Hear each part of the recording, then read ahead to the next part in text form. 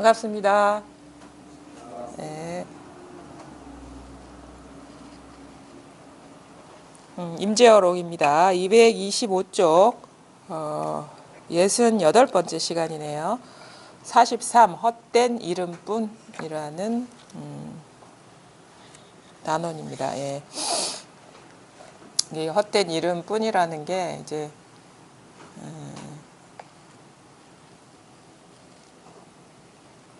모든 것을 말합니다. 모든 것이 이제 헛된 이름이라는 건데, 우리는 이제 그 헛되다는 그런 생각이 없죠. 보통 사람들이 살아갈 때, 그러니까 이름 자체만이 헛된 게 아니라 이름 붙여진 모든 것들이 이제 헛된 것이거든요. 헛되다라는 것은 이제 실체가 없다는 얘기죠. 그래서 우리가 뭐 헛되다, 환상과 같다 하는 말이 이제 같은 말입니다. 근데 우리는 이름 지어진 것, 분별된 것, 모양으로 드러난 것을 그것의 실체를 모르기 때문에 삶에서 이렇게 고통받는 것이고 구속을 받는 것이거든요. 근데 이제 실상을 이렇게 보니까 모든 분별할 수 있는 것, 이름 붙여진 것들이 모두 실체가 없더라, 환상이더라.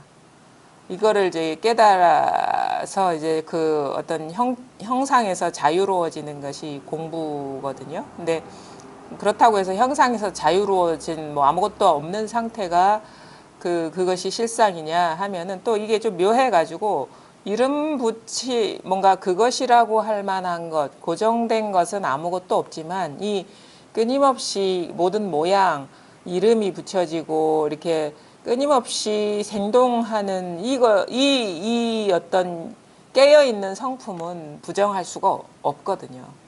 근데 이제 이거에 이제 우리가 이거를 늘 이 삶을 살고 있고 이 행을 하고 있고 이것을 경험하고 있는데 이름 붙여진 것, 분별된 것, 모양 있는 것에 갇혀 있기 때문에 이 실상을 보지 못하죠. 그래서 우리가 이 공부의 어떤 핵심을 잘 꿰뚫어, 물론 이제 실체적으로 이렇게 자기 것이 되려면 이것이 와락 체험이 되고 완전히 그 분별 망상하는 따로 있다는 그 분별심이 항복돼야 되겠지만 그래도 바른 견해를 갖고 있는 것도 무엇보다 중요하거든요. 그래서 우리가 보통 마음 공부다 그러면 그 스펙트럼이 다양하죠. 그러니까 뭔가 마음이 아주 초보적인 수준에서는 마음이 편해지는 게 마음 공부다라고 알고 계신 분도 있고, 그 다음에 마음에 대해서 이해해서 마음을 잘 쓰는 것이 마음 공부다라고 이해하는 분도 계시고, 그래서 많은 분들이 이런 범주에서 마음 공부를 하는데, 우리가 말하는 그 마음 공부는 어떤 분별되는 어떤 모양 세계를 잘 이해해서 잘 쓴다는 차원은 너무 표면적인 차원인 것이고, 마음의 정체를 깨뜨려 보는 것이고, 마음의 정체를 깨뜨려 본다는 것은 이 세계에 있는 그대로의 어떤 실상을 깨닫는 이제 공부거든요. 그래서 진정한 공부, 근원적인 공부는 반드시 깨달음이 있어야 됩니다. 각이 있어야 돼요. 깨어남이 있어야 되거든요. 뭐에서 깨어나느냐? 모양 세계에서 깨어나는 그런 전환이 일어나야 됩니다. 그게 각이 없는 공부라는 것은 우리가 근원적인 어떤 문제를, 번뇌를 해결시켜 주지 않습니다. 또 하나는 우리가 살고 있는 그대로의 실상을 보질 못해요. 각이 없으면. 그래서 완전히 모양에서 딱 눈을 뜨는, 깨어나는, 그래서 모양의 정체를 여실하게 보는 그런 전환이 반드시 있어야지 근원적인 해탈이 되는 것이고, 그게 바로 소위 말하는 게 불교의 정수다라고 하는 거죠. 불이라는 거는 깨달을 불자거든요. 다른 마음 공부들도 여러 범주로 해요. 다양하게. 근데 물론 그 공부를 하면서 마음도 편안해지죠. 왜냐하면 뭐 분별 안 하고 조금 마음 내려놓고 자기가 바라는 마음을 내려놓고 원하지 않는 인연을 있는 그대로 그냥 수용하고 그러면 편하죠. 우리가 그거를 거부하기 때문에 마음이 불편하기 때문에. 근데 그것은 좀 표면적인 상태의 마음 공부인 것이고, 근원적인 마음 공부라는 것은 이 실상에 눈을 떠야 된다. 그렇지 않고는 실상에 눈을 뜨는 대전환이 일어나지 않고는 큰 일에 우리는 큰 일에서 자유로울 수가 없다 이거지. 큰 일이 뭐냐? 살고 죽는 문제, 살고 죽는 문제. 나이 들어서 병 들어서 살고 죽는 이 큰 일대사, 인간이 태어나서 겪는 가장 큰 그 어떤 사건의 직면에서는 이 마음 편안해지는 거는 그때는 어디 가고 없습니다. 당장이 진짜 죽을 일이 눈앞인데 그게 마음이 편안하겠습니까? 아무리 편안한 수행을 하더라도 그게 큰 문제인 것이고, 그다음에 이 육체조차도 이름일 뿐이고 형상일 뿐이고 무상하다는 그런 각이 사실은 뚜렷이 없죠. 그래서 자기 몸을 벗어나서 이 나를 포함한 모든 형상이 일체가 다 환상과 같은 것이 공인 것이고, 진정한 나 자신은 이 모든 나를 포함한 모든 모양 세계를 이렇게 다 드러내고 창조하고 있는 이 깨어있는 각성이라는 거를 우리가 이제 봐야 되거든요. 저 요즘 뭐를 보고 있냐면, 우리나라 사람들 사이에, 그러니까 불교가 우리나라에 전래된 게 언제쯤이냐면 고구려 삼국시대에 전해졌는데, 공식적으로 전해진 거는 고구려 소수리망 때, 그러니까 한 4세기경에 전해졌거든요. 그리고 근데 고구려와 백제가 비슷한 시기에 왔지만 구체적인 사료는 없어요. 왜냐하면 고구려 백제는 신라한테 망했기 때문에 그 사료들이 다 어떻게 멸실되고 없고, 신라의 사료들이 남아있는 것들이 많죠. 근데 신라는 대체로 5세기경에 이렇게 전해졌다고 해요. 어디서 전해졌냐면, 지정학적으로 신라는 중국과 격리돼 있는 상황이기 때문에 문물이 늦게 들어왔어요. 그래서 이제 고구려나 이렇게 인접 국가를 통해서, 그러니까 우리 같은 민족에 의해서 불교가 전해졌는데, 그게 한 5세기경인데 그 불교가 전해진 역사를 자세히 소개한 게 삼국유사거든요. 근데 거기에 보면은 제가 관심 갖고 보는 것이, 그 당시의 사람들은 어떻게 이 불교 공부를 했나, 근데 어떻게 받아들였나. 근데 그런 걸 보면서 뭘 느끼냐면, 우리 흔히 그 과학 시간에 그거 있죠. 뭐 개체 발생은 개통 발생을 반복한다. 지금의 우리도 사실은 처음에는 기복부터 시작을 하는 경우가 많죠. 보편적인 게 불교 신자들은 처음에 이제 건강하게 해달라, 아니면은 뭐 사업이 잘 되게 해달라, 복을 받게 해달라, 뭐 학업 성취를 도와달라, 이런 식으로 공부를 시작을 하죠. 불교 절에 다니는 경우가 기본적으로 대다수의 한 80% 이상은 그렇게 시작하지 않습니까? 보살님들도 그런 분들이 많고, 당시에도 그렇게 한 거예요. 어떻게 해서 불교가 파급됐냐면, 그러니까 왕족의 병을 승려가 치유를 해준 거예요. 치유를 해주면서 그 세력이 급속도로, 그러니까 권력의 중심부에서 급속도로 하향식으로 이게 불교가 전달되기 때문에 급속도로 이게 퍼진 것이거든요. 민초들부터 시작해서 위로 올라간 게 아니라 왕이 그걸 받아들여 가지고 자기가 거기서 뭔가 그 효험을 보고 그렇기 때문에 이제 왕이 받아들이니까 뭐 백성들이 받아들일 수밖에 없죠. 처음 시작은 뭐냐면 기도를 통해서 뭔가 이제 복을 성취하는 기복적인 구조에서 시작을 하는데, 근데 그 왕들이 특히나 우리나라의 그 신라의 그 대표적인 불교를 받아들인 그 왕이 누구냐면 법흥왕이거든요. 법흥왕이 말년에 어떻게 돌아가셨는지 아세요, 여러분? 법흥왕은 출가를 했어요. 왕과 왕비가 출가를 해서 절에서 살다가 돌아가셨어요. 아들한테 그 왕의 자리를 맡기고. 그다음에 그 밑에 진흥왕도 왕과 왕비가 출가를 했어요. 그래서 절에서 살다가 거기서 이제 세상을 떠났죠. 왜 그럼 말년에 왕과 왕비가 절에 출가를 했을까? 왜냐하면 극락에 태어나려고, 극락 왕생하려고 출가를 하신 거예요. 불교라는 것이 기복에다가 이제는 내세까지 보장해주는 형식으로 이렇게 조금 이제 기복의 어떤 범위가 넓어졌는데, 그러다가 대중에까지 전해지는 그 것들이 뭐냐면 연불 수행했어요. 연불, 부처님 그 관세음보살의 연불하면은 극락왕생한다, 아니면 그것이 더 진화해가지고 뭐냐면 연불을 통해서 서방 정토에 간다. 서방 정토라는 거는 우리가 보면은 죽어서 가는 세계인가라고 하는데 서방 정토는 금강경에서 말하는 피안, 깨달음의 세계거든요.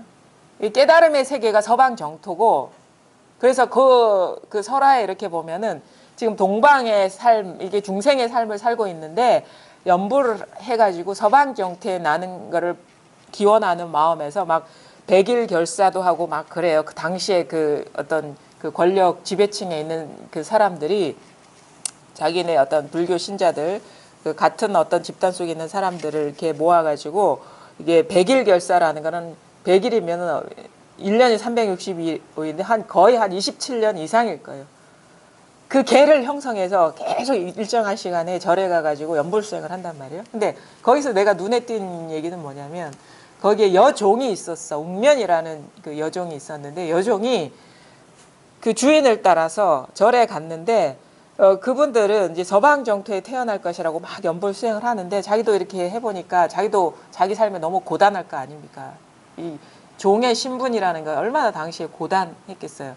그래가지고 같이 절 안에는 못 들어가고 마당에서 합장해가지고 연불을 하는 거예요. 관세음보살. 그러니까 그 주인이 지 신세, 지 처지도 생각하지 않고 지 서방 정토에 태어난다고 저렇게 연불 수행을 하니까 못마땅할 거 아닙니까? 그러니까 같이 동격으로 수행하는 게 자기는 못마땅한 거야. 그래가지고 일을 시키는 거예요. 마치 우리가 그 제투성이 아가씨 신데렐라 계모가 일을 시키듯이 뭐냐면 너는 매일매일 하루에 2섬을 쌀을 빻아야 된다. 그러고는 네가 뭐 절에 오든가 말든가 그거는 내가 제지하지 않을게. 차마 절에 오지 말라는 말은 못하고 아마 그 나름대로 그 불교에 대한 신앙심이 있기 때문에 절에 대해서는 자기가 단정적으로 얘기할 수는 없었겠지. 왜냐하면 그 가르침은 다 뭐 이 법이라는 것이 만민이 평등하다고 가르치는 건데 너는 오지 말라 얘기 못하고 너는 너의 신분을 알아야 돼. 너는 종이잖아. 그래서 집에서 쌀 2섬을 빻아놓고 뭐 절에 오든가 말든가 해라. 그러니까 이 사람 너무 공부를 하고 싶은 거예요. 여종인데. 그래가지고 잠도 안 자고 그거를 초저녁까지 빻아놓고 그때서야 이제 오는 거예요. 그럼 얼마나 졸리겠습니까?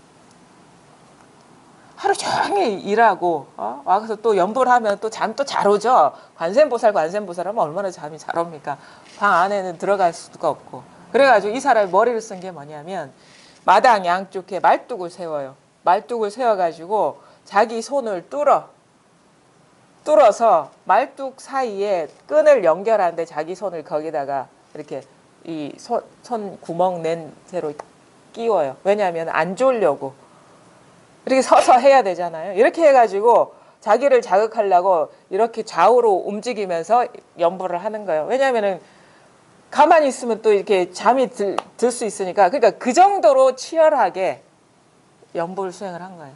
그러니까 갑자기 이게 설화 형식이니까 뭐 거기서 어떤 얘기가 나오냐면 웅면낭자는 절 안에 그 안에 들어와서 연불을 하라 이렇게 하늘에서 어떤 목소리가 그렇게 했다는 거예요. 그러니까 그 목소리를 들으니까 대중들이 화들짝 놀라겠죠. 그때까지는 그 마당에서 하는 줄 알면서도 법당 안으로 들여보내지 못했는데 그 소리를 듣고 차마 거절할 수 없으니까 같이 그 안에 들어가서 연불 수행을 하게 하는데 그러다가 갑자기 어떤 변화가 있냐. 갑자기 웅면낭자가 그 절에 대들보를 뚫고 하늘로 솟으면서 이 몸을 해골이라고 표현해. 해골을 벗어서 부처님의 몸이 되어서 서방정토로 가더라라는 그런 설화가 있어요. 그거 보면은 너무 신기하죠. 어떻게 사람 몸이 그러니까 여기까지는 너무 리얼해요. 그래서 관세음보살 하는 것까지는 리얼 그래도 현실적으로 있을 수 있는데 어떻게 갑자기 연불 수행을 하는데 대들보를 뚫고 나가서 하늘로 올라가서 인간의 몸을 벗고 부처님의 몸이 될 수 있느냐. 이거는 상징과 비유인 것이죠. 그렇게 이렇게 표현하면 사람들이 뭐가 있나 해서 어떻게 보면 신앙하는 면도 있겠지만 그걸 잘 보면요. 해골, 인간의 형상, 인간의 몸을 벗어서 부처님의 몸이 되었다 했거든요. 그래서 두루 부처님의 몸에서 광명이 비치더라. 그 법신이 됐다는 거예요. 법신. 인간의 몸이 아니라 법신이 됐다는 거거든요. 그 법신이 뭡니까? 우리는 이것이, 그러니까 법신이 사실은 진신이에요. 우리의 진신이거든요. 우리의 참된 몸인데, 여러분 지금도 여러분이 지금 부처의 몸에서 광명을 두루 비추고 계십니다. 꼭 그런 식의 어떤 그 신비스러운 어떤 그 모습, 그 변화를 거쳐야지 되는 게 아니라 사실은 이 사실을 얘기하는 겁니다. 이 사실. 여러분이 지금 여기 앉아서 제 얘기를 듣고 있는 것은 그거는 분별상이고 이 법신이 비친 모습이거든요. 그러니까 진짜 나는 법신이라는 거죠. 그러니까 사실은 우리는 그거를 쓰면서도 돌아볼 생각도 않고 살펴볼 생각도 하질 않아요. 잘 보십시오. 여러분이 마치 꽃을 보듯이 여러분이 몸을 보고 있습니다. 여러분이 꽃을 경험하듯이 여러분이 자신의 몸을 경험하고 있다는 사실을 아십니까? 지금 여러분이 지금 이렇게 꽃을 보고 있거든요. 이렇게 종을 보고 있고 글자를 보고 있고 여러 가지 사물을 보고 있고 또 뭐냐? 여러분이 생각도 보고 있어요. 헛된 이름일 뿐이다라는 생각도 경험하고 계시단 말이에요. 본다는 것 오해의 소지가 있으니까 놔둡시다. 꽃을 경험하고 계시죠? 꽃 경험하고 있지 않은 분 계십니까? 여기에? 이 종 소리 경험하고 계시죠? 여기 종소리 경험하고 계시지 않은 분 계십니까? 그 다음에 눈앞에 있는 요 책 경험하고 계시죠? 경험하고 계시잖아요. 뿐만 아니라 자기 손을 경험해 보십시오. 이게 자기 몸이라고요. 우리는 몸이 내가 아니라 몸을 경험하고 있어요. 지금 이 순간. 지금 이 사실은 그러니까 이 사실을 보면 몸이나 꽃이나 이 소리나 대상으로서는 똑같은 겁니다. 근데 꽃을 경험할 때나 소리를 경험할 때나 자기 몸을 경험할 때나 분명한 것은 지금 이 끊임없이 생동하면서 이 경험을 하고 있다는 사실은 변함이 없는 거예요. 그래서 우리는 나 자신을 이 내 몸 안에 가둬버리거든요. 사실은 몸 안에 있는 게 내가 아닌 거예요. 그러니까 꽃을 보듯이 종소리를 경험하듯이 아니면 자기 손을 경험하고 있어요. 그럼 진짜는 뭐냐면 이 지금 경험하고 있는 이 사실 아닙니까? 모든 것을 경험하고 있는 이 사실은 한결같거든요. 그러니까 이거는 근데 우리가 잘못 공부를 하면은 그래, 그런 게 있어. 그거를 알아야 돼 하면은 마치 대상으로서 잡으려는 그런 시도인 거예요. 그게 바로 분별심의 패턴이거든요.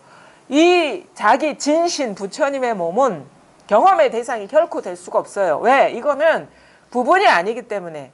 그 다음에 늘 진행형이기 때문에 대상화가 될 수가 없는 거예요. 저는 이제 이거를 뭐라고 얘기하냐면 우리는 잘못된 거는 대상으로서 부분으로서 한정된 것으로서 법신을 보려고 하기 때문에 안 되는 거예요. 그래서 금강경이 얘기하잖아요. 나를 모습으로서 보려 하면 볼 수가 없고 소리로서 경험하려면 경험할 수가 없고. 그러니까 뭐가 잘못됐냐면 이런 식으로 대상으로 잡혀야지 뭔가 내가 공부를 했다, 공부가 됐다라는 이런 프레임에 갇혀 있기 때문에 이게 와닿지가 않는 거예요.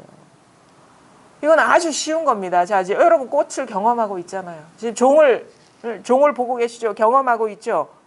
소리도 경험하고 있죠? 그래서 우리가 관음이라고 하는 소리를 본다라는 말도 이런 식의 표현도 가능하구나 라는 거를 우리가 알게 돼요. 소리 보고 계시죠? 보고 계시잖아요. 경험의 대상이라는 말이에요. 그 말은. 손 보고 계시죠? 자기 육체 구석구석 다 보고 계시잖아요. 아마 우리가 만약에 의술이 발달하면 만약에 우리 내부를 해부한다 칩시다. 우리는 자기 몸속도 볼 수가 있어요. 경험의 대상이라는 거예요. 자기 몸. 의술이 발달하면 그죠? 그게 가능하단 말이에요. 의술이 발달하면 자기 몸 수술하는 것도 자기가 다 경험할 수가 있어.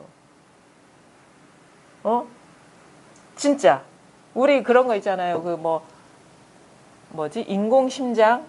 인공심장 하잖아요. 그러면 자기 몸이 제 몸의 기능을 기계가 하고 있는 거잖아. 그죠? 그런 우리 거기까지는 왔잖아요. 투석할 때나 심장이 기계가 자기 심장 역할을 대신하고 있는 거예요. 그럼 뭡니까? 내 심장이 나를 뛰게 하는 게 아니라 기계가 나를 뛰게 하고 있는 거야. 몸도 기계라는 얘기에 말하자면 대상이라는 얘기인 거예요. 몸도 대상이라는 거예요. 그거 우리 한 번씩 되돌아볼 필요가 있는 겁니다. 근데 우리는 몸이 나라는 그 생각에 딱 갇혀 있거든요. 그럼 지금 뭐냐면 모든 것이 분별되는 거는 다 대상입니다. 나도 그렇고 꽃도 그렇고 종도 그렇고 소리도 그렇고 그다음에 글자 하나하나 그다음에 글자의 어떤 의미, 뜻, 생각 거기서 일어나는 여러 감성들 이런 것들이 다 경험의 대상인데 그 모든 경험이 일어날 때 변함없는 건 지금 깨어서 이렇게 생생하게 모든 경험을 하고 있다는 사실. 그래서 더 나아가면 더 확장된 뭐냐? 우리는 죽음도 경험할 수 있고 삶도 경험할 수 있다 이거죠. 죽음도 대상인 것이고 삶도 대상인 것이라는 거예요. 그러니까 뭐냐? 죽음이라는 것은 진짜 존재하는 게 아니라는 거예요. 죽음이라는 거는 모든 활동이 정지된 건데 그거는 어느 누구도 경험할 수가 없는 것이라는 거죠. 관념일 뿐이지. 살아있을 때 죽음이 가능한 거예요. 죽었을 때는 어찌 죽음이 어디 있겠습니까? 살아있는 자한테만 죽음이 있는 거야. 산 자의 몫이라는 거예요. 죽음은. 내가 죽음이 너무 두려워. 너무도 살아있다는 그 증거라는 거예요. 그럼 삶을 즐기면 되지. 살아있는 동안에. 우리는 그걸 못하잖아요. 자기가 분별한 생각에 사로잡혀가지고 대상에 빠져가지고 거기서 헤어나질 못하잖아요. 마치 그거는 우리가 죽음이 두려운 것은 지금 경험하고 있는 이 소리가 너무 아름다워 하는 거랑 똑같은 거예요. 이 꽃이 너무 아름다워 하는 거랑 죽음이 너무 두려워 하는 거랑 똑같다 이거예요. 내가 너무 괴로워하는 거랑 꽃이 너무 아름다워하는 거랑 똑같단 말이에요. 근데 그럼에도 불구하고 대상은 변하고 왔다 갔다 하지만 변함없고 지금 이렇게 뚜렷이 두렵다, 두려움이 맹렬하게 일어나고 있는 이 깨어있음, 이 꽃이 너무너무 아름답다라고 이렇게 아름다운 마음이 맹렬하게 깨어있는 이거는 대상과 상관없이 항상 한 것이거든요. 이것이 나의 괴로움, 나의 행복, 나의 슬픔 비추고 나의 태어남, 나의 죽음, 나의 모든 삶, 나의 존재뿐만 아니라 이 세계의 모든 것을 다 비추고 있다. 이게 법신. 그래서 웅면이 깨달았다 이거지. 온갖 분별을 쉬고 여종으로서의 삶, 그 고단한 삶에서 벗어났다 이거죠. 자기 육체에서 벗어났다 이거죠. 부처님의 몸이 되었다 이거죠. 그 27년 동안 결사한 신자들은 아무한테도 그런 소식이 없고 이 여종이 부처님의 몸이 되었다. 깨달았다. 자기가 이 누추하고 더럽고 괴로운 이 삶을 사는 이게 내가 아니라 온 우주를 비추고 있는 이것이 진짜 나라는 것을 깨달아. 이게 서방정토에 태어나는 거죠. 뭐가 서방정토가 그러니까 이곳이 중생세계 사바세계였다가 이게 서방정토가 되는 거예요. 진정한 가르침은 이것이 돼야 됩니다. 또 죽어서 어디 서방으로 날아가는 게 아니라 거기 가봐야 또 그쪽 몸 받으면요 또 노비가 될지 뭐가 될지 어떻게 합니까? 그게 아니에요. 진정한 우리가 연불수행도 아니면은 뭐 정토신앙도요. 정토 깨끗한 국토잖아요. 그 불국토 아닙니까? 깨끗한 바로 지금 여기가 이 깨끗한 세계다 이거예요. 그거를 깨달은 거를 그런 식으로 어떻게 보면 좀 드라마틱하게 극적으로 표현한 것이 우리가 그 이야기 형식으로 왜냐하면 그 재미가 있어야 되거든요. 그래야지 옛날에는 이런 책들이 많지 않았기 때문에 한 번 들으면 기억에 남아야 돼. 그래서 이야기 형식이 가미된 거는 우리 이야기는 잘 잊어버리질 못하거든요. 근데 이야기가 묘한 게, 그 비유와 상징이 묘한 게 뭐냐면 자꾸 되새기면 되새길수록 맛이나 깊은 뜻이 숨어 있는 것이 드러나요. 우리 삼국유사 어릴 때 이야기 형식으로 이렇게 읽었잖아요.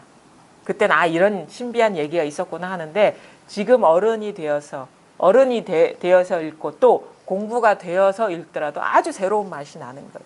그게 바로 이 이야기의 어떤 그 갖고 있는 묘한 거죠. 그래서 이제 경전도 이야기 형식으로 만들어지지 않았나. 뭐 유마경 보면은 뭐 저쪽 세계에서 막 보살들이 오고 막 유마의 방이 뭐 방장이 거기서 나오잖아요.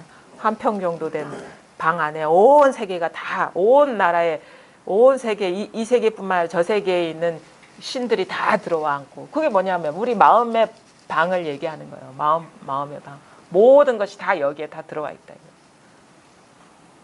여러분 자신은 어떤 개인이 아니에요. 진짜는. 나조차도 이 경험에, 이것의 어떤 그림자, 이것이 비추어진 대상이거든요. 그래서 진짜 몸은 온 우주가 진짜 내 몸인 것이죠. 온 우주가 나의 표현인 것이거든요. 온 우주가 나의 옷이다. 임재스님도 얘기해요. 이거는 옷을 갈아입는 진인이다. 뭐 사대부의 옷, 뭐 여종의 옷, 아니면 뭐 옛날 사람의 옷, 지금 사람의 옷, 아니면 꽃의 옷, 종의 옷, 소리의 옷, 깨였잖아요. 지금 이 소리의 옷을 입고 있는 거 여러분 못 느끼십니까? 이거거든요. 이거. 이 모양을 보면은 종소리일 뿐이지만은 모양에 대한 어떤 마음이 없으면 그냥 이 깨어 있음 밖에 없어요. 이 깨어 있음 밖에. 이거뿐이다 이거예요. 이 사실이 분명해져서 이제 온 우주를 부처의 광명처럼 온 우주를 두루 남김없이 비출 수 있어야지 그게 진정한 우리가 말하는 그 깨달음이라 하는 것이고, 이제 이게 문득 와닿으면서 이제 공부가 시작되는 것이죠. 문득 이게 문득 와닿아야 돼. 그래서 자꾸 뭐 실감이 나야 된다, 체험해야 된다 하는 말은 왜 그런 얘기를 하냐면, 우리가 자칫 이해로 알고 있는 건 아닌지, 생각으로 알고 있는 건 아닌지, 어떤 경계로서 알고 있는 건 아닌지를 어떻게 보면 스스로 점검해 보라고 실감이 나야 된다 하는데, 실감이란 어떤 경계를 얘기하는 게 아니에요. 근데 진짜 이게 와닿으면요, 실감, 이 말이 진짜 이게 소화가 됩니다. 이건 관념의 대상이 아니기 때문에. 우리가 관념의 대상은 어떤 소화가 안 되고 실감이 안 나거든요. 근데 완전히 나와 한 몸으로서 이게 움직이는 것이라면 이게 실감 나죠. 손 들을 때 실감 나고, 손 내릴 때 실감 나고, 누구야 부를 때 실감 나고, 누굴 볼 때 실감 나고, 온 세상을 볼 때마다 실감이 나죠. 이 하나의 작용이잖아요. 이때 실감 나고, 이때 실감 나고, 이때 실감 나고, 가만히 있어도 실감 나고. 보살님 실감 안 납니까? 안 납니까? 모르겠습니까? 이게 완전히 자기께 돼야 됩니다. 자기보다도 더 근원적인 자리에 있어야 되는 거예요, 이게. 그래서 나의 모든 행과 말과 그 어떤 삶에서 다 이 일이구나라는 게 분명해져야 되거든. 그게 진정한 공부인 것이고, 그렇죠. 그러니까 처음에는 좀 우리가 잘못된 거 아까 얘기했죠. 어떤 대상으로서 알려는 그 마음이 멈춰져야 된다. 그게 분별로서 알려는 그 마음이거든요. 그걸 사실 모르니까 헤매는 거지. 처음에는 이게 와닿기 전에는 자기가 대상으로서 분별로서 잡으려고 하는지를 몰라요. 모르니까 자꾸 똑같은 실수를 반복하는 겁니다. 절대 대상이 아닙니다. 그럼 대상이 아니라니까. 그래, 대상 아닌 이게 있지. 근데 그게 뭐지? 이런 식으로 또 다른 식의 변형된 대상화가 일어나는 거예요. 그러니까 뭐냐면 어떤 경계를 따라가지 않고 분별하지 않으면 이것뿐이거든요. 알려고 하지 말고 가만히 있으라는 거예요. 그러면 이게 탁 저절로 드러나기 때문에. 잘 보십시오. 한번 잘 봅시다. 꽃 보입니까? 경험하고 계시죠? 여기 해석을 붙이지 마십시오. 그죠? 그 다음에 이 종 보입니까? 잘 경험하고 계시죠? 그렇죠? 소리 경험하고 계시죠? 자기 앉아있죠? 앉아있는 거 경험됩니까? 그렇죠? 그 앉아있는 것이 경험이 되고 있죠, 지금. 그럼 뭐냐면 진짜 나는 앉아있는 내가 아니라는 거예요. 그것도 경험의 대상이라는 것이죠. 근데 알고 있잖아요, 그 사실을 잘 알잖아요. 그렇죠? 그 아는 거는 뭡니까, 그러면? 마치 꽃을 알듯이 자기 몸을 잘 아는 거는 뭡니까? 자기 몸이 앉아있는 걸 잘 아는 건 뭡니까? 대상만 바뀌었지 그거는 다 똑같은 거거든요. 그렇지 않나요? 지금 알고 계시잖아. 이렇게 알고 계시잖아. 이렇게. 저절로 알고 계시잖아요. 저절로. 이건 생각이 아니거든요. 이게 어찌 생각입니까? 이거 아주 어떻게 보면은 원초적인 거예요. 원초적인 것. 아주 원초적인 거예요. 이해가 필요 없어요. 그래서 차라리 쉬면 오히려 더 빨라요. 쉬면 빠른다니까 또 쉬어야지 또 노력하게 되거든. 무슨 말을 해도 말에 걸리면 안 돼. 그냥 그것도 아니고 저것도 아니고. 근데 가만히 있으면 이걸 어떻게 설명할 겁니까? 이거 어떻게 설명하실 거 이거? 이거 설명이 되지 않잖아요. 그냥 있거든. 그냥 저절로 있거든요.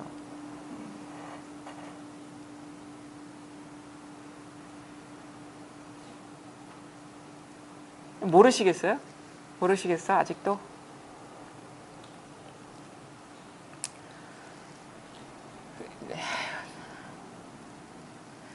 사실 좀 이 공부가 사람마다 이게 빠르고 느린 것들이 이제 다양하긴 한데 보면은 참 안 되는 사람은 참 안 돼요.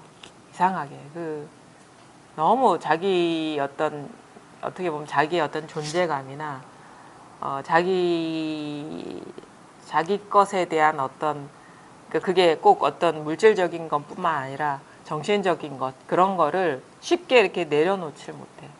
자기를 돌아보질 못해.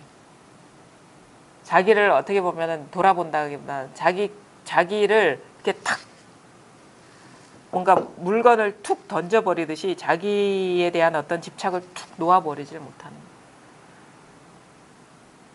거예요. 결정적인 순간에 어떤 심정이 필요하면 에라 모르겠다 이런 심정이 좀 필요해요. 에라 모르겠다.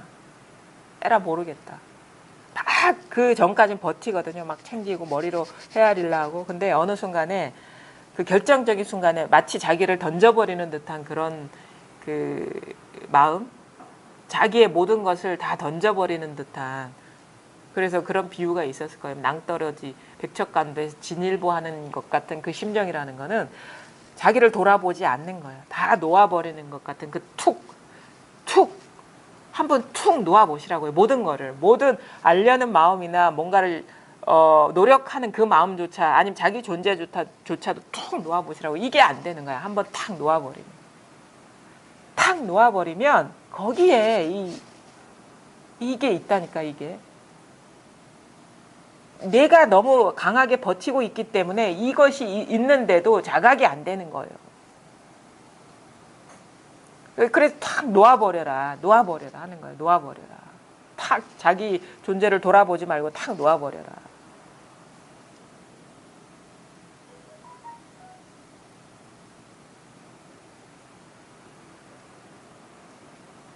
자, 한번 보겠습니다. 225쪽입니다. 43. 헛된 이름뿐. 스님들이여 한 찰나 사이에 곧장 화장세계에도 들어가고 비로자나 국토에도 들어가고 해탈 국토에도 들어가고 신통 국토에도 들어가고 청정 국토에도 들어가고 법계에도 들어가고 더러운 곳에도 들어가고 깨끗한 곳에도 들어가고 범인도 되고 성인도 되고 악귀도 되고 축생도 되지만 곳곳에서 찾아도 삶이 있고 죽음이 있음을 전혀 볼 수 없고 단지 헛된 이름만 있을 뿐이다. 환상으로 생긴 헛것을 붙잡으려 애쓰지 말고 얻고 이름과 옳고 그름을 일시에 놓아버려라. 이게 안 되니까 그런 거예요. 사실은 가장 이게 와닿고도 우리가 가장 어려운 게 이제 놓아버리지 못하는 거죠. 분별 집착에서 놓아버리지 못하고 분명히 허상인 줄 알면서도 놓지를 못하는 거예요. 스님들이요 한 찰나 사이에 곧장 화장세계로 들어가고 비로자나 국토에도 들어가고 해탈 국토에도 들어가고 신통 국토에도 들어가고 청정 국토에도 들어가고 법계에도 들어가고 더러운 곳에도 들어가고 깨끗한 곳에도 들어가고 범인도 되고 성인도 되고 악귀도 되고 축생도 되지만 곳곳에서 찾아도 삶이 있고 죽음이 있음을 전혀 볼 수 없고 단지 헛된 이름만 있을 뿐이다.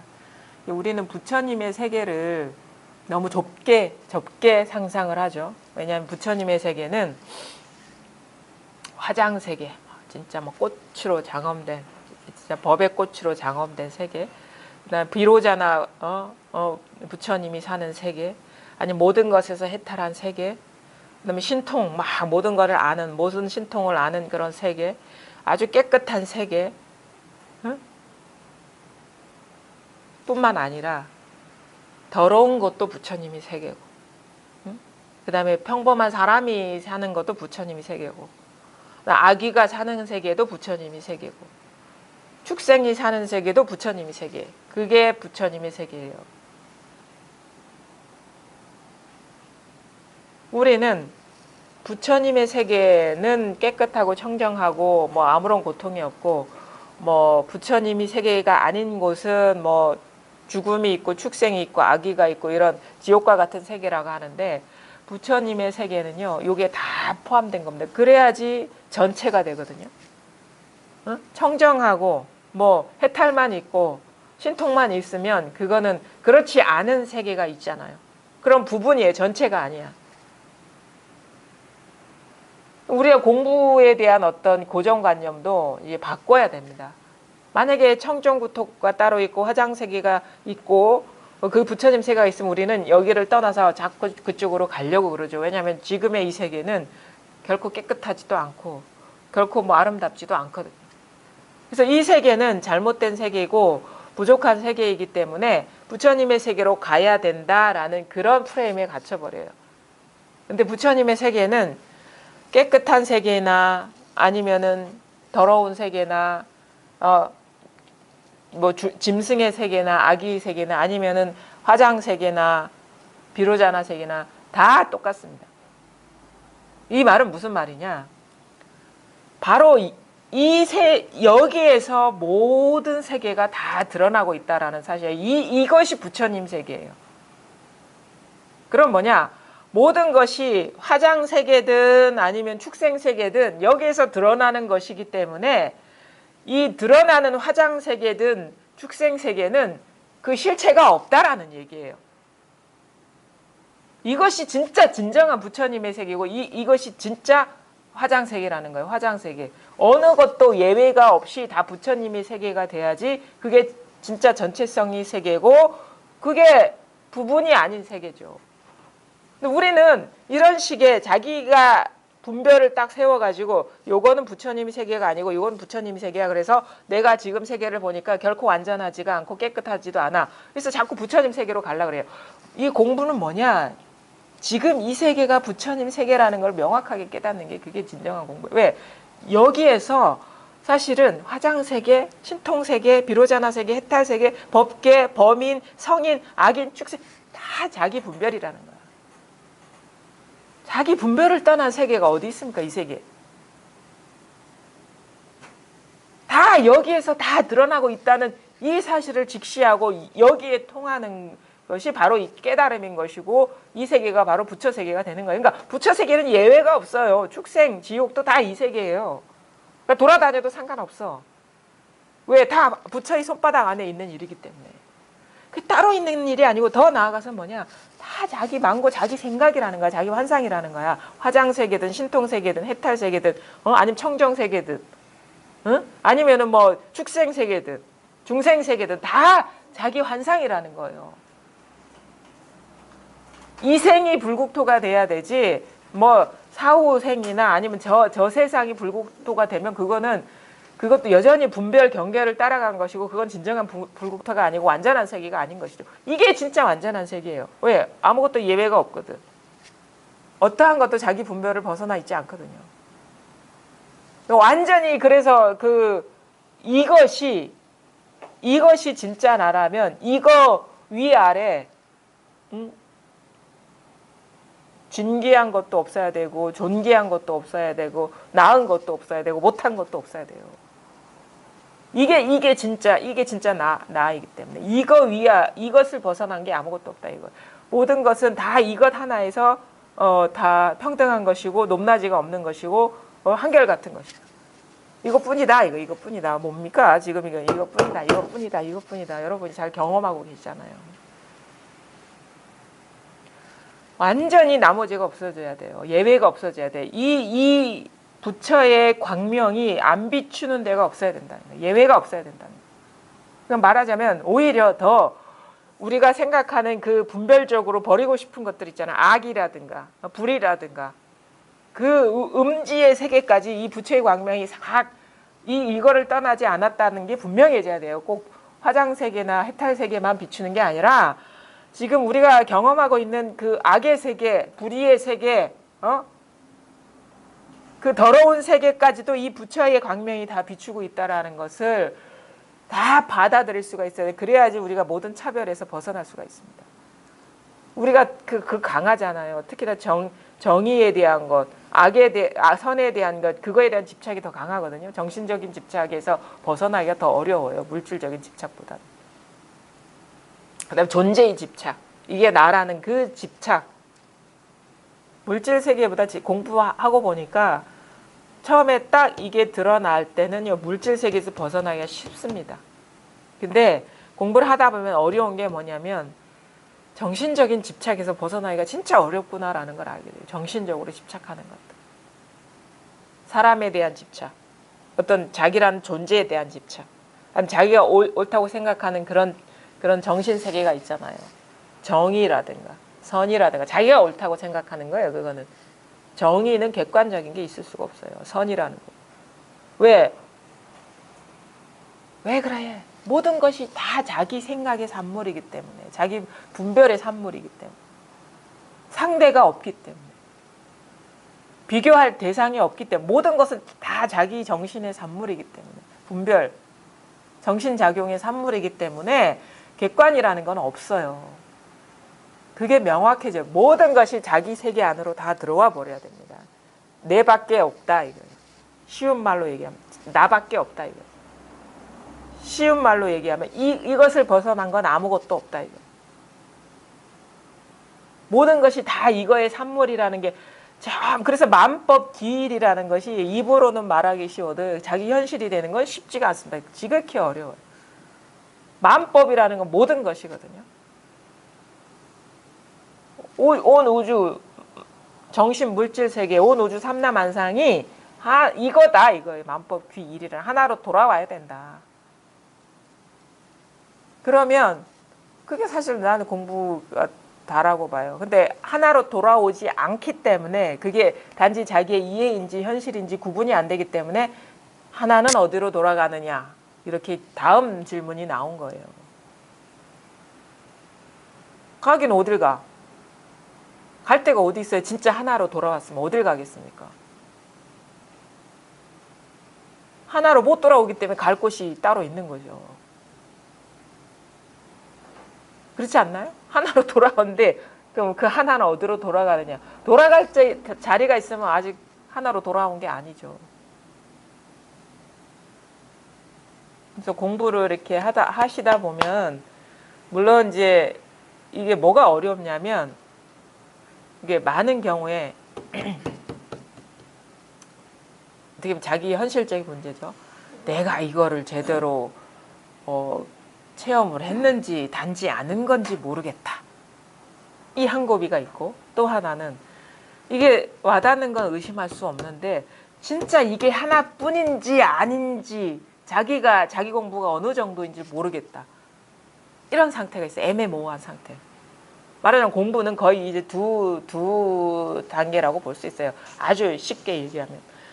이 모든 것이 이 하나라는데 이게 내가 그 말이나 이런 거 전혀 거부감이 없고 삶도 편안해졌어. 근데 이게 이해로 알았는지 진짜 소식이 온 건지 모르겠다. 이게 딱 한 고비가 있고 또 하나 이게 온 거는 내가 의심의 여지가 없는데 진짜 하나가 됐는지 생각으로 하나가 됐는지 모르겠다. 요 두 고비가 있어요. 근데요 이런 의심이 남아있다면 아직 그건 아닌 거예요. 자기가 분명하게 알게 됩니다. 분명하게. 이런지 저런지 모르겠다라는 이런 식의 불분명한 그런 그게 없어요. 분명한 순간이 옵니다. 그래서 그런 의심이 일어나지 않는 게 있어요. 말하자면 이게 체험인지 이해인지 모르겠다. 진짜 체험하면 그런 말이 생각이 떠오르지가 않고 진짜 체험했으면 그 다음에 이게 진짜 하나가 됐는지 아니면 이해로 하나가 됐는지 모르겠다. 진짜 하나가 되면요. 그런 의심이 일어나지가 않습니다. 그런 명확함이 있습니다. 공부에. 자기 명확한 전환이 있습니다. 왜냐? 그게 분명하면요. 그런 질문이 떠오르질 않아요. 하나가 됐는지 아직도 두 개인지 그게 떠오르지가 않아요. 그런 생각이 일어날 수가 없어요. 그런 분별이 일어날 수가 없어요. 그래서 공부가 이게 더 이상 뭔가 배울 게 없다 그러면요. 공부가 대상화가 안 돼요. 진짜 자기 스스로 보면 대상화된 공부가 다 사라져 버려요. 아 공부 이런 거야 해야 돼라는 식의 대상화가 없어. 공부는 결코 대상이 아니라는 걸 깨달았기 때문에. 대상이 아니라는 걸 깨달으면 어떻게 돼요? 공부라는 생각이 남아있지 않아요. 생각이 남아있는 건 아직 공부가 대상화되어 있다는 거예요. 대상으로서의 공부가 있다는 거예요. 자기도 모르게. 그래서 그것이 분명해져서 완전히 의심이 떨어지고 길이 끊어져야 돼요. 그런 일 있잖아요. 이게 딱 분명해지면 어떤 식의 그 말이 표현이 가능하냐면 마음길이 끊어진다. 마음의 길이 끊어진다. 갈 데가 없다. 마음의 길이 끊어지고 갈 데가 없고 알 것도 없다. 완전히 밑바닥까지 다 드러나야 된다. 뭔가 갈 데가 있고 뭔가 변화가 있고 알 게 남아있으면 아직 그거는 그 밑바닥까지 다 내려간 게 아니다. 완전히 길이 끊어져야 돼요. 완전히 알 게 없어져요. 그래서 절학노인 이렇게 하잖아요. 절학도인. 배우는 게 끊어진 도인. 마음길이 끊어진 공부다. 그게 이제 그런 식의 분명함이 찾아온다. 분명함. 아직 분명하지 않으면 뭔가 이제 뒤섞여 있는 상태죠. 생각과 이게. 자, 그러니까 부처라면 깨달음이라면 모든 것이 헛된 이름이라는 걸 알아야 된다 이거예요. 화장세계든 비로자나국토든 해탈국토든 신통국토든 청정국토든 법계든 더러운 곳이든 깨끗한 곳이든 범인이든 성인이든 악이든 축생이든 이것이 바로 지금 여기에서 일어난 분별이라는 걸 명확하게 알면 이 화장세계 우리 언어적인 권위가 상당히 강하거든요. 불교 하시는 분들은 그런 세계가 있을 거야. 내가 가보지 못한 세계는 다 이 권위가 있어요. 근데 이 언어의 불교 경이나 이런 데서 표현하는 언어적인 권위가 휴지 조각이 돼버려야 돼요. 아무런 권위가 없는 거예요. 왜? 자기 분별인데 그게 무슨 권위가 있겠습니까? 남들이 갖고 있는 세계라면 그게 엄청난 권위가 있겠지만 모든 것이 다 여기서 일어나는 그런 글자들이고 문장들이라면 그게 무슨 권위가 있겠어요? 다 자기 건데. 그거는 이렇게 말해도 상관없고 저렇게 말해도 상관없는 게 돼버려야 되거든요. 그러니까 아무렇게나 얘기하는 거예요. 말에 아무런 권위가 없기 때문에. 남이 말이 아니기 때문에. 그래서 선사들이 막 말 아무렇게 하는 것도 다 그런 이유가 있는 거예요. 말에 권위가 없어. 우리 말에 권위가 많은 거 대표적인 거 뭔지 아세요? 점검 받으러 왔다가 그 법이 뭡니까? 자기가 서식이 왔다고 그러면 이게 팍팍팍 두드리는 거야. 이거라고. 그러니까 그 손으로 하지 말고 다른 식으로 해보십시오. 그럼 손으로 안 하고 딴 걸로 해. 언어의 권위가 있으니까 언어에 갇히는 거예요. 그게. 손으로 하지 마십시오. 이 말에 권위가 있기 때문에 이 말에 딱 걸리는 거예요. 아직도 그 언어가 휴지 조각이 되지 않았다는 것이지. 아무런 의미가 없는 말이 되지 않았다는 거죠. 우리는 다 그렇지 않아요? 대부분 말에 상처받잖아요. 말을 지키지 않아가지고 고통받고 있지 않습니까? 왜 너는 지난번에 이렇게 얘기했는데 지금 이런 얘기해? 근데 그게 가만히 보면요. 우리가 괴로운 이유가 뻔해. 말에 아무 권위가 없고 경계의 항상성이 없거든요. 요 두 개만 알면 상처받지 않을 수 있어요. 왜냐면은 왜 1년 전에 너는 나를 사랑한다고 해서 결혼했잖아. 왜 지금 마음이 변했어? 우리가 사회 구조 속에서는 그래서 왜 지금 안 산다고 그러는 거야? 그러면 사회 구조 속에서 그게 아주 어떤 배신이죠.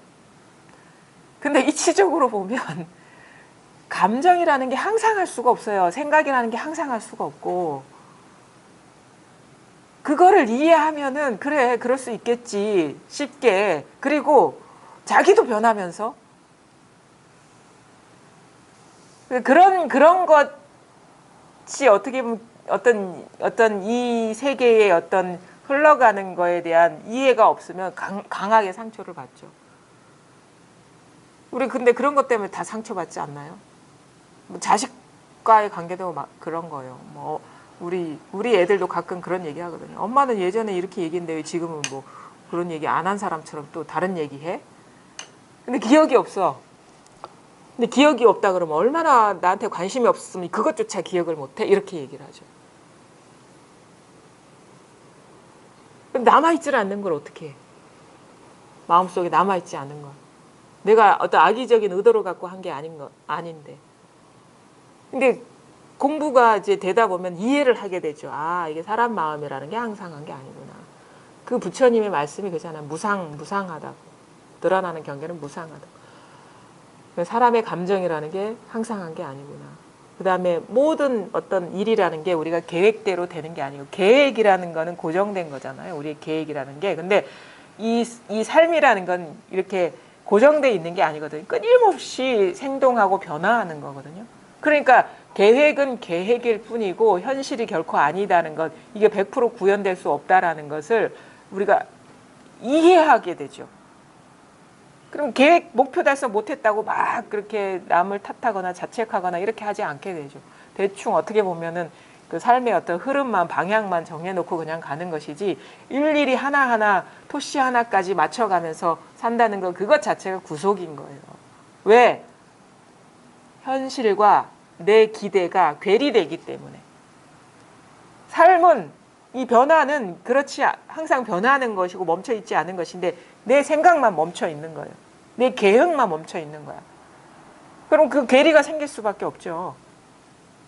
그럼 어떻게 하면 우리가 자유로워지고 번뇌가 사라지느냐? 나의 계획을 내려놓아 버리는 거야. 나의 그 고정관념을 내려놓아 버리는 거야. 그래서 일어나는 인연 따라서 그냥 그 흐름대로 물 흐르듯이 살면 거기에 무슨 번뇌가 있겠습니까? 근데 우리가 그거를 못 놓아버리기 때문에. 그래서 방아착하라는 건요. 우리가 이 삶을 버려라라는 게 아니에요. 관념, 계획, 고정관념, 망상, 자기의 어떤 생각의 틀을 방아착하라는 거지. 공부는 관념이 아니거든요. 진정한 삶은 관념이 아니거든요. 계획이 아니거든요. 죽어있는 게 아니거든요. 항상 살아있어요. 생물처럼. 팔딱팔딱 뛰어. 그래서 선에서 이런 얘기 하잖아. 생선이 뛰는 것과 같은 게 선이다. 그게 활구다. 팔딱팔딱 살아있는 게 그게 삶인 것이고 그게 선인 거. 선은 그래서 아주 활활 발발한 삶입니다. 선이라는 것은. 가만히 입 다물고 가만히 생각 끊고 가만히 있는 게 선이 아니에요. 이렇게 팔딱팔딱 생선이 튀듯이 이렇게 살아있는 것이 그게 선이라는 거야. 깨어있는 삶이 선이라는 거예요. 지금 깨어있지 않습니까? 망상도 잘 일어나고 소리도 잘 들리고 이게 얼마나 깨어있어. 이것이 진정한 선이라는 겁니다. 환상으로 생긴 헛것을 붙잡으려 애쓰지 말고 얻고 이름과 옳고 그름을 일시에 놓아버리라. 그러니까 우리가 이렇게 고정된 어떤 형상들은 환상과 같은 것이죠. 왜냐하면은 이것이야라고 이게 나야라고 하는 순간 이건 변하고 없어요. 그러면 내가 알고 있는 나는 환상인 것이죠. 모든 모양의 성질, 형상의 성질이 환상이라는 거거든요. 우리가 이 꽃을 이런 꽃이 있구나라고 분별해서 이름 붙이는 순간 이 꽃은 변하고 없어요. 꽃만 변했냐? 이렇게 이름 붙이는 이 사람도 변했어요. 그럼 뭐냐? 내가 이름 붙인 꽃이 이런 것이야. 노란색의 장미야 라고 하는 거는 환상이라는 거죠. 근데 우리는 진짜는 안 보고 이렇게 환상을 붙들고 있거든요. 그걸 놓아버려라. 이름 붙인 그런 것들이 항상하다는 그런 마음을 갖지 말아라. 놓아버려라. 그럼 이름 쓰지 말고 아니지. 그게 환상이라는 걸 알고 쓰면 된다. 환상이라는 걸 알고 필요에 따라서 얻고 이름과 옳고 그름을 일시에 놓아야 얻었다, 잃었다. 왜? 얻으면 영원히 얻을 수가 없어요. 왜? 이 얻은 것은 멈춰 있지 않거든요. 언젠가는 잃어버릴 수가 있고 잃어버린 것은 또 얻을 수가 있는 거예요. 항상 멈춰 있지 않아요. 그 다음에 옳고 그름도 마찬가지죠. 옳다라고 할 때는 벌써 옳지 않은 게 있어요. 그러다 할 때는 그러지 않은 게 돼 있어요. 멈춰 있지 않다. 사실 이 멈춰 있지 않다는 것만 이해를 해도요, 우리는 상당히 자유로워질 수가 있어요. 왜냐? 내가 고정시키려는 이 분별 집착하려, 이게 고정은 분별 집착이거든요. 분별된 상의 형상에 집착하는 게 그게 그거죠. 고정시키는 거죠. 고정. 분별 집착은 고정시키려는 거예요, 인간이. 그래서 법도 고정시키는 대상으로서 잡으려고 하니까 안 되는 거예요. 깨어있는 것을.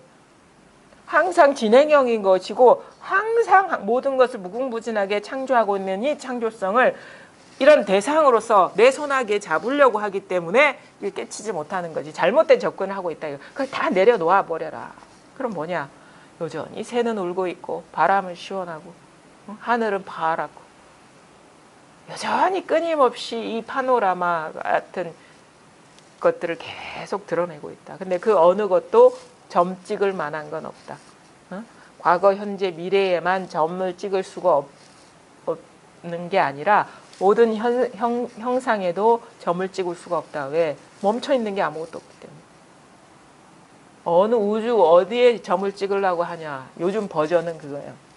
과거신 불가득, 현재신 불가득, 미래신 불가득. 어디에 점을 찍겠습니까? 그러니까 할머니가 물어봤죠. 덕산한테. 그러니까 말을 못했죠. 요즘 버전은 우주 어디에다가 점을 찍으려고 하냐 이거지. 우주 삼라만상 어디에다가 고정시키려고 하냐 이거죠. 어디 허공에다가 말뚝을 박으려 하냐 이거죠. 실체성이 없는 이 모든 것에 어디에다가 말뚝 박으려 하냐 이거죠. 근데 이런 말에도 속으면 안 돼요. 말뚝 박으면 안 되겠구나. 이것도 고정시켜 버리는 겁니다. 그럼 뭐냐? 여전히 이렇게 깨어 있어요. 여전히 생각도 일어나고 온갖 말도 나오고 사물도 드러나고 꽃도 아름답고 이게 여러분 자신이라는 거죠. 몸과 마음이 내가 아니라. 아시겠습니까? 네, 분명합니까? 죄송합니까? 이게 어려운 게 아니에요. 절대. 왜 안 되죠? 나는 그게 이해를 못 하겠어요. 왜 안 됩니까? 뭐가 문제죠? 한번 얘기를 해보세요. 왜 안 됐는지. 과거의 실수를 한번 얘기를 해보세요. 보살이. 왜 안 됐던 것 같아요? 조언을 해드리자면. 왜 그랬던 것 같아요? 사상보살님. 처음에 막 헤맸잖아요. 저요? 예. 저는 이해도 못했지. 이해를 못했어요. 얘기지도 못할 거. 예. 근데 이해를 하는 순간이 있었을 거 아닙니까? 근데 이해만 됐지 이게 와닿은 건 아니잖아요. 그때 왜 안 닿았던 것 같아요? 그때야. 그 누굽니까 뭐. 어. 지금껏 해주고 나서 이제 알고 나서는 이제 이해가. 아, 뭐가 뭔지 몰랐어요? 처음부터? 무슨 말인지? 무슨 얘기인지 몰랐어요. 무슨 얘긴지를 하나도 몰랐어요? 그거는 진짜 어떻게 보면 다행스러운 일일 수도 있어요. 무슨 말인지 알면은 그 자기가 아는 거를 놓지를 못하거든요. 근데도 계속 오셨잖아요. 왜 오셨어요, 근데? 못 알아듣는 법문 1시간, 2시간 알아들어. 근데 이게 딱 와닿고 나서야 알아듣게 되던가요? 무슨 네. 말인지? 그러고 순식간에. 나서는 무슨 얘기인지 알아듣겠지. 처음에는 무슨 얘기인지 하나도 몰랐어요. 이전에 그러면 뭐 이렇게 불교 공부를 안 하셨어요? 예, 예. 전혀 안 하셨어요? 전혀 안 하고 이런 얘기 한 번도 안 들어봤는데 어. 무슨 얘기인지 전혀 몰랐더라고요. 그러니까 못 알아들으셔서 오히려 빨랐던 것 같아요. 왜냐하면 고정관념이 없거든. 공부에 대한 고정관념이. 그렇죠? 그래서 이게 뭔가 탁 와닿으니까 그제서야 이 말이구나라는 게 와닿은 거네요. 해주실 나서는 거짓을 보고 이 얘기가 아, 이걸 가르치는구나. 예. 근데 이 장애가 이게 오래 해도 공부가 안 되는 사람들은 아는 게 많아서 자기 식대로 해석하기 때문에 안 되는 것 같아요. 그런 게 좀 많은 것 같아요. 모르면 오히려 빨라요. 고정관념이 없기 때문에. 이 공부에 대한 고정관념이 없기 때문에 가리고 있는 게 별로 없는 거예요. 물론 세속적인 기준도 갖다 대진 않을 거 아니에요. 이 공부하는데. 그렇죠? 그냥 모른다. 이 상태에서 그냥 공부하신 거잖아요. 전혀 무슨 얘기입니까? 오히려 그거는 좀 미리 들었으면 오히려 더 방해가 됐을 수가 있었어요. 자기가 막 견주어서 이해할 만한 거리들이 많았기 때문에. 우리 그럼 보살님은 공부 오래 하셨잖아요. 도움을 한번 줘보세요. 공부가 안 되는 분들이 왜 안 되는 것 같은지. 시절 인연이 있는 것 같아요. 시절 인연이 있는 것 같아요. 다 알아듣고 네. 금방 보살님은 처음에 다 듣는 거라고 생각했잖아요. 이렇게 이게 저는 이런저런 이게 제자리라는 걸 딱 네, 네. 불성자리를 자성자리를 네. 딱 알아차는 게 분명하니까. 이해는 다 했는데 그러니까 저는 금방 되죠. 네, 이해는 됐는데 이해는 다 알아듣고 하시는 말씀을 저는 거의 진짜 다 알아듣고 이렇게 다 네. 했는데 제가 알고 있는 그대로만 말씀하시는 거나 이러시고 네. 그랬는데 이렇게 분명하니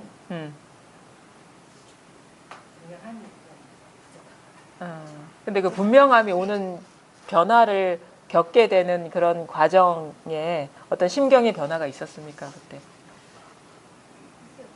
제 자신은 별로 모르겠는데 그때 선생님이 예, 없는 것도 좀 예, 저는 압니다. 왜냐하면은 그 동안에 공부해 왔던 거를 놓지를 못하고 있었어요.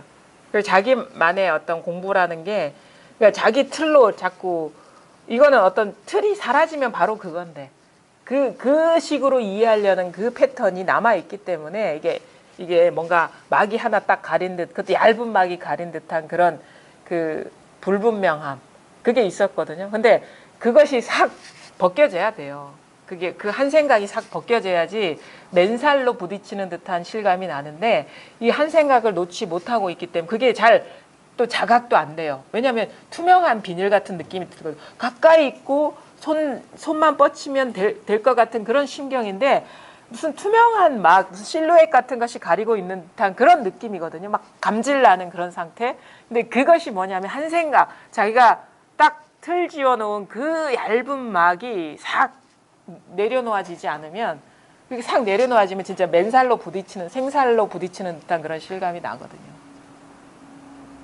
늘 하시는 말씀 예. 자기의 관념이라든가 예, 예, 제가 공부해온 것들을 일체 다 예, 예. 왜냐하면 자기 존재 자체가 법이지 내가 아는 게 법이 아니거든요. 신중히 안 생각해서 아마 그렇게 빨리 예. 하지 않았나. 예. 그리고 또 오래 공부하신 분들은 이 법문 듣고 이렇게 하고 이해하는 것이 공부라는 착각이 있어. 근데 다 이해가 되는 순간에 와서는 이것까지 다 놓아버려야 돼요. 그래야지 그 자기를 포장하고 있던 그 얇은 막이 싹 떨어져 나가야지 진짜 맨살로 부딪히는 그 체감이 오는 것이거든요. 일체가 하나인 듯한. 그러니까 그 한 생각 내려놓기가 진짜 어려워요, 그게. 자체가 맞다고 생각해. 그렇지요. 예, 아는 게 절대 아니라니까. 다 알고 다 이거 맞는데 이런 생각이. 아는 게 아니라 이건 경험하는 겁니다. 법은 경험하는 겁니다. 예. 그때 당시는 좀 실질적으로 좀 경험을 예. 체험을 예. 해보려고 완전히 예, 팍 놓아버려야지 체험을 해요. 그 연습이 안 됐죠. 연습이 아니라 그건 연습해서 되는 게 한 번에 되는 거야. 한 번에 되는 거예요. 그렇지만 이제 자기 생각으로라도 이제 그렇게 해야 된다는 거라도 좀 예. 이렇게 하다 보면 이게 좀 그게 말하자면은 이게 이거겠지. 들어가는 연습이 아니라 놓아버리는 거 그쪽이겠죠. 놓아버리는 시도겠죠. 놓아버리는 시도예요. 그러면은 진짜 뭐랄까 진짜 뭔가 느낌이 그 체감이라는 게 맞아요. 실감이라는 게 이렇게 생살로 만나는 듯한 부딪히는 듯한 그런 그 실감이 나거든요. 아 이건데 이게 내가 생각으로 알려고 했었구나라는 게. 그게 이제 공부가 이게 자기께 돼버려야 되거든요. 아는 것이 공부가 아니라 자기께 돼버려야 돼요. 그러면 이제 이 세계에서 사는 거예요. 알면은 그냥 아는 것으로 남아있지만 그 아는 것조차 놓아버리면 진짜 이 세계에서 그냥 하나의 그 물에 풍덩 빠져서 사는 것 같은 그 물을 그냥 부족함 없이 마시면서 사는 것 같은 그런 그 실체성, 이 실감이 나야 된다는 거죠. 그래서 공부가 이제 사람마다 이게 깊이가 다르고 뭐 인연이 다르지만 하여튼간 이게 실질적인 것으로 전환돼야 됩니다. 이해의 공부가 아니에요. 내 삶이 하나도 부족하지 않는 법성의 발현이 돼야 된다는 거예요. 따로 어디 가서 하는 게 공부가 아니에요. 내 삶을 사는 게 공부인 것이고 법성이 부족함 없는 그 부처님 나라에서 부족함 없이 사는 게 돼버려야 된다는 거예요. 네. 오늘 공부 수고 많이 하셨습니다. 여기까지 하겠습니다.